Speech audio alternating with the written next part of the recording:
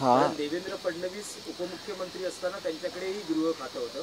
याच न्यायानं गृहमंत्रीपद मला असं वाटतं की देवेंद्र फडणवीस जेव्हा उपमुख्यमंत्री आणि गृहमंत्री होते तेव्हाही त्यांच्या पक्षाचे 100वर आमदार होते.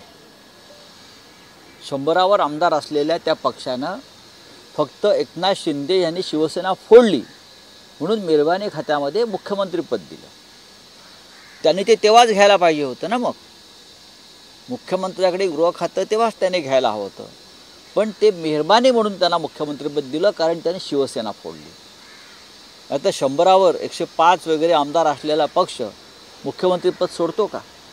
नाही सोडत. नाही, त्याच्यावरती मी बोलणं योग्य नाही, मला बोलायचं नाही. हा त्यांचा अंतर्गत प्रश्न आहे. त्यांच्या आघाडीमध्ये किंवा त्यांच्या युतीमध्ये काय निर्णय घ्यायचे त्यांनी ठरवायचा. पण भारतीय जनता पक्ष त्यांच्या स्वभाव धर्माला वागला, एवढंच मी सांगितलं.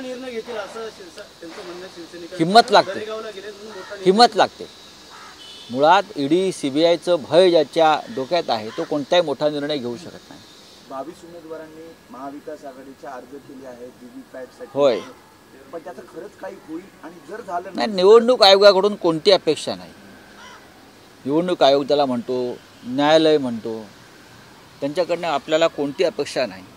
सर्वोच्च न्यायालय काहीही ऐकायला तयार नाही.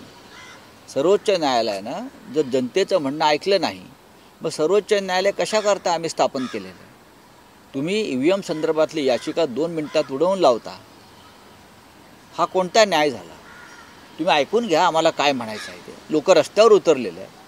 एरवी तुम्हाला पब्लिक क्राय दिसतो, एरवी तुम्हाला जन आक्रोश दिसतो आणि तुम्ही सुमोटो कारवाई करता.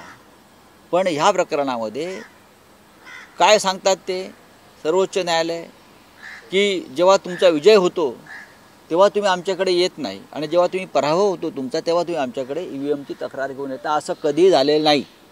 सातत्यानं 10 वर्ष निकाल सकारात्मक असो किंवा नकारात्मक असो आम्ही सातत्यानं म्हणतो आहे की मतपत्रिकेवर निवडणुका घ्यायला पाहिजेत. जगामध्ये कुठेही EVMचा वापर होत नाही. मग भारतातच 8 तास कशाला?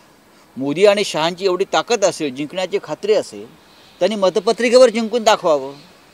का घाबरतायत ते? एक विषय होता की महायुती सत्ता स्थापनेसाठी हालचाली करते असं असताना आता महाविकास आघाडीचं भवितव्य काय आहे?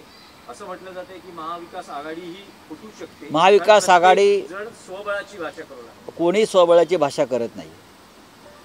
महाविकास आघाडी घट्ट आहे.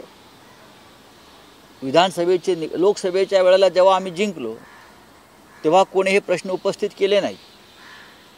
विधानसभा निकाल हे कोणत्या पद्धतीने लागलेत आणि त्याला कोणती तांत्रिक कारणं समोर आली आहेत त्याचा अभ्यास आम्ही करतो तिन्ही पक्ष.